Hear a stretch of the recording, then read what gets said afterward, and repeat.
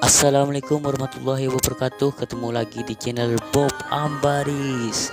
Di video kali ini channel Bob Ambaris akan menayangkan video tentang pernyataan presiden tentang undang-undang cipta kerja, guys. Oke, kita akan tonton videonya bersama-sama. Oke, di video berikutnya kita akan tonton bersama-sama pernyataan presiden tentang undang-undang cipta kerja, guys. Di HP saya, di WA saya, di Facebook saya, di Instagram saya sudah banyak alhamdulillah sudah banyak video-video tentang demo di mana-mana, di Surabaya, di Makassar, di mana-mana di seluruh Indonesia tentang mahasiswa yang demo. Sedang rame sekarang, guys. Alhamdulillah, di WA, di Facebook, di Instagram, sedang rame tentang demo mahasiswa menolak untuk undang-undang cipta kerja. Kita tonton videonya, pernyataan dari Presiden RI di video berikutnya. Oke, kita tonton bersama-sama. Seperti biasa, sebelum menonton video saya, marilah kita membaca doa menurut agama dan keyakinan masing-masing, guys. Oke, berdoa dimulai 1, 2, 3. Bismillahirrahmanirrahim. Alhamdulillahirabbil alamin arrahmanirrahim maliki yaumiddin. Iyyaka na'budu wa iyyaka nasta'in. Ihdinas siratal mustaqim siratal ladzina an'amta 'alaihim ghairil maghdubi 'alaihim waladdallin. Amin. Oke, selamat menyaksikan pernyataan Presiden RI tentang undang-undang cipta kerja, guys. Oke, kita tonton bersama-sama. 1, 2, 3. Selamat menyaksikan, guys.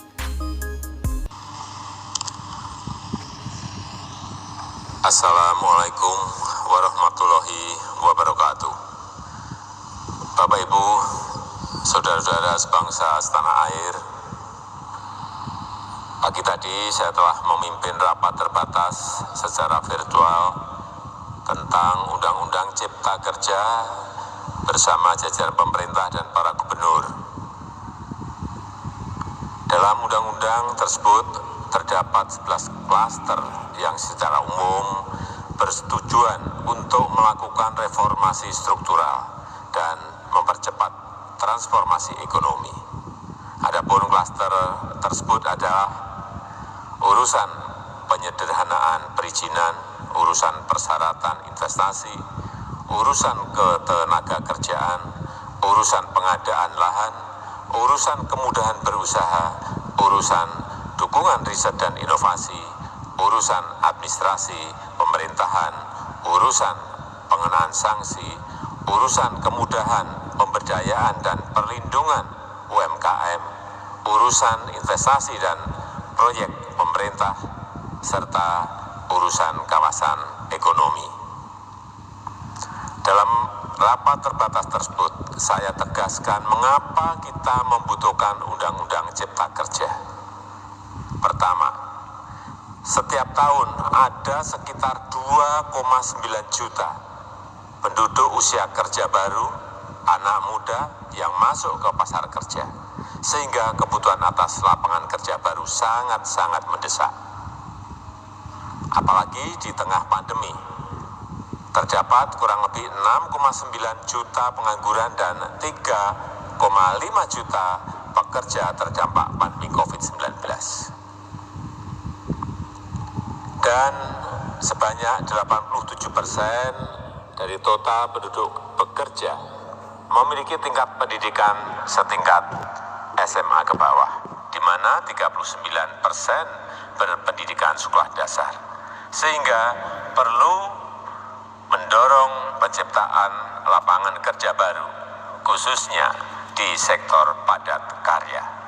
Jadi, Undang-Undang Cipta Kerja bertujuan untuk menyediakan lapangan kerja sebanyak-banyaknya bagi para pencari kerja serta para pengangguran.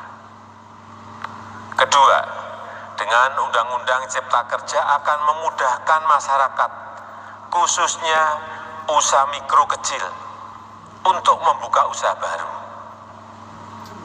Regulasi yang tumpang tindih dan prosedur yang rumit dipangkas.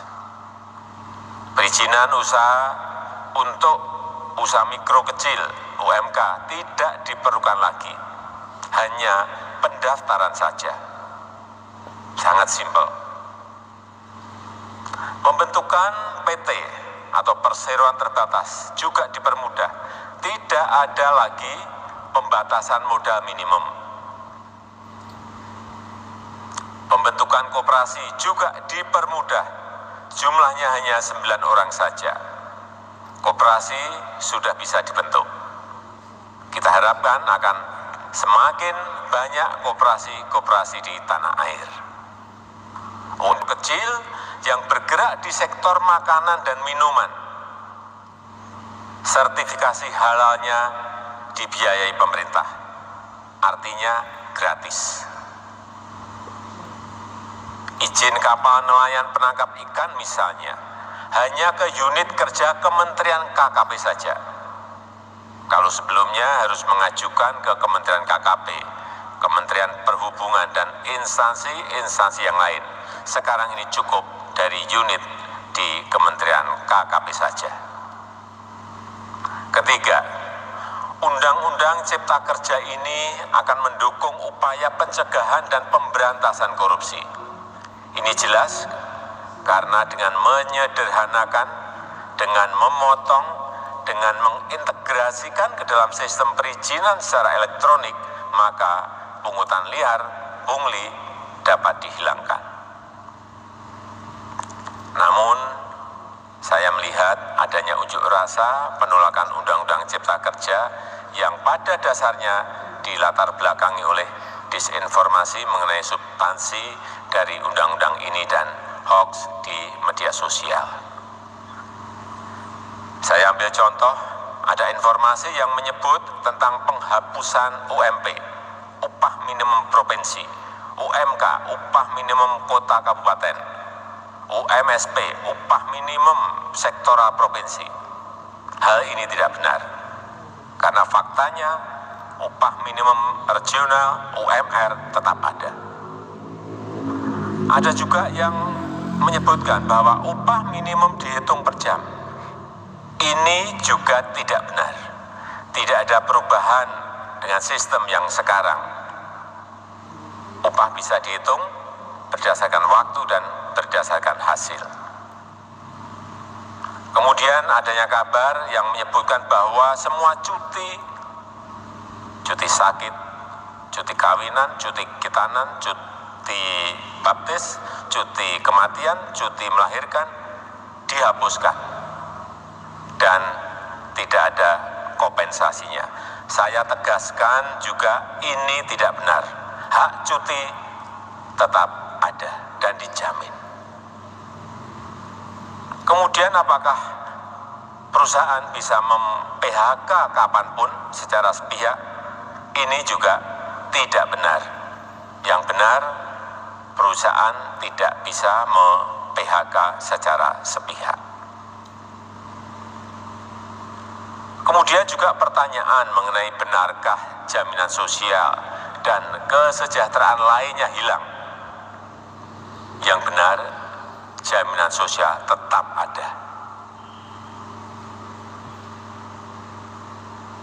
Yang juga sering diberitakan tidak benar adalah mengenai dihapusnya AMDAL, analisis mengenai dampak lingkungan.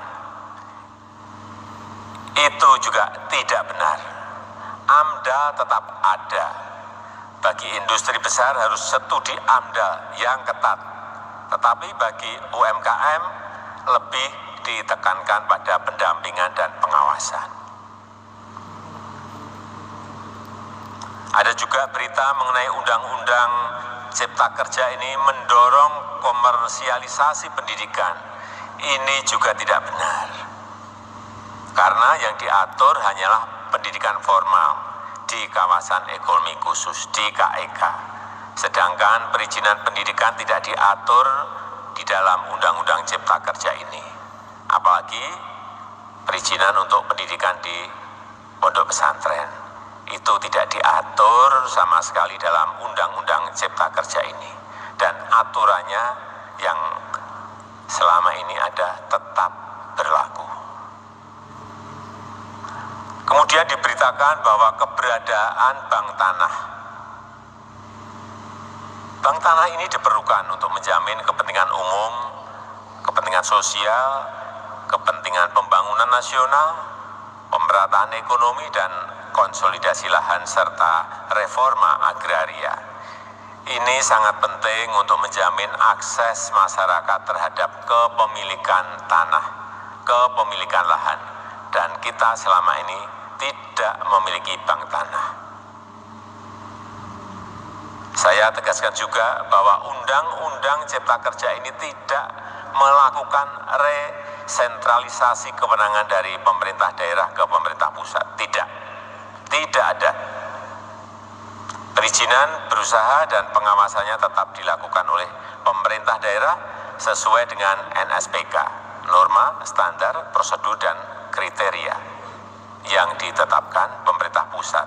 Ini agar dapat tercipta standar pelayanan yang baik di seluruh daerah, dan penetapan NSPK ini dapat nanti akan diatur di dalam PP atau peraturan pemerintah. Selain itu, kewenangan perizinan untuk non-perizinan berusaha tetap ada di Pemda, sehingga tidak ada perubahan. Bahkan kita melakukan penyederhanaan, melakukan standarisasi jenis dan prosedur berusaha di daerah. Dan perizinan berusaha di daerah diberikan batas waktu. Ini yang penting di sini. Jadi ada service level of agreement. Permohonan perizinan dianggap disetujui bila batas waktu telah terlewati. Saya perlu tegaskan pula bahwa Undang-Undang Cipta Kerja ini memerlukan banyak sekali peraturan pemerintah atau PP dan peraturan presiden atau Perpres. Jadi setelah ini akan muncul PP dan Perpres yang akan kita selesaikan paling lambat 3 bulan setelah diundangkan. Kita pemerintah membuka dan mengundang masukan-masukan dari masyarakat, dan masih terbuka usulan-usulan dan masukan dari daerah-daerah.